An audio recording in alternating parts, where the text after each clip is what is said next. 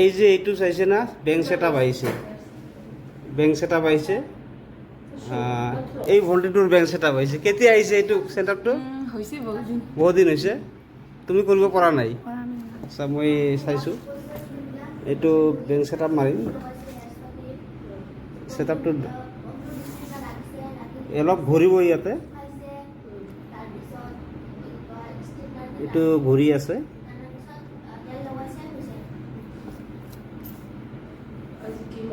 Connect content monetisation.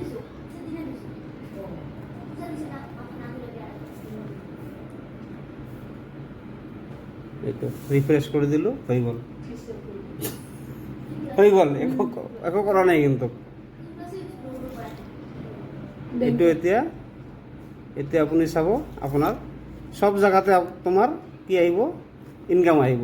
ফটোত আহিব, text আহিব, ষ্টৰি, ভিডিঅ', ৰিলছ, এইবিলাক সবতে ইনকাম আহিব। তো আপোনালোকৰ যদি কিবা এনেকুৱা প্ৰব্লেম আছে মোক জনাব বা মোক কণ্টেক্ট কৰিব। মোৰ ঘৰ কোকৰাঝাৰ শিল্পাংগুৰিত হয়। যিকোনো প্ৰব্লেম হ'লে মোক আপোনালোকে জনাব পাৰিব। এই যে এতিয়া চাইছে না, এই সেটআপ মনিটাইজেশ্যন সেটআপ হোৱাৰ পিছত গানৰ লাইচেন্স দিছে। You are have been invited to use licence. তো এতিয়া আপুনি এই ভণ্টিজনী এতিয়া গান দিব পাৰিব, ৰিল বনাব পাৰিব। তো গান সকলোৱে দিয়ে, আচলতে গান দিয়াৰ লাইচেন্স পাব লাগিব। লাইচেন্স পালেহে আপোনালোকে গান দিব পাৰিব। সেইকাৰণে মই ভণ্টিজনীক আজি কৈ আছোঁ বাৰে বাৰে, এতিয়া আপুনি বা তুমি সৰু হ'ব যিহেতু, তুমি গান দিব পাৰিবা। এতিয়া যিহেতু গানৰ লাইচেন্সখন পাইছে, ইয়াত লিখা আছে যে আপুনি গান দিব পাৰিব। আৰু যিবিলাক আজিলৈকে গানৰ লাইচেন্স পোৱা নাই, আপোনালোকে গান নিদিব। আপোনালোকে গান একেবাৰে নিদিব। মনিটাইজ নোহোৱালৈকে আপোনালোকে গান দিয়াটো বন্ধ কৰিব। আপোনালোকে শৰ্ট ভিডিঅ', লং ভিডিঅ' বনাওক, কণ্টেণ্ট বনাওক, ফটো দিয়ক, ৰিল বনাওক। কিন্তু ৰিল কেনেকৈ বনাব? আপোনালোকে অডিঅ' ৰিল বনাব পাৰে, ভিডিঅ' বনাব পাৰে, আৰু গানটো দিব নালাগে। গান কেতিয়া দিব? যেতিয়ালৈকে আপোনাৰ মনিটাইজ নহয় বা গানৰ লাইচেন্সখন নাপায়। গানৰ লাইচেন্সটো পালেহে আপুনি গান দিব পাৰিব, গান বনাই ৰিল বনাব পাৰে।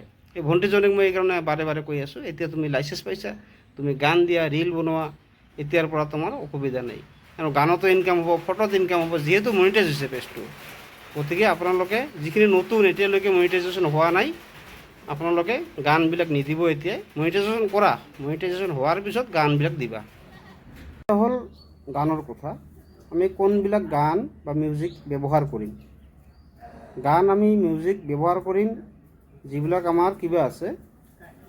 গান দুই ধৰণৰ ওলাব। আপোনালোকে যদি গানৰ লাইচেন্স পোৱাৰ পিছত চাব পাৰিব, গান দুই ধৰণৰ ওলাব।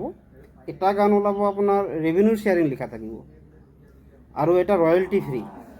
তো আপোনালোকে ৰয়েলটি ফ্ৰী গানটো ব্যৱহাৰ কৰিব।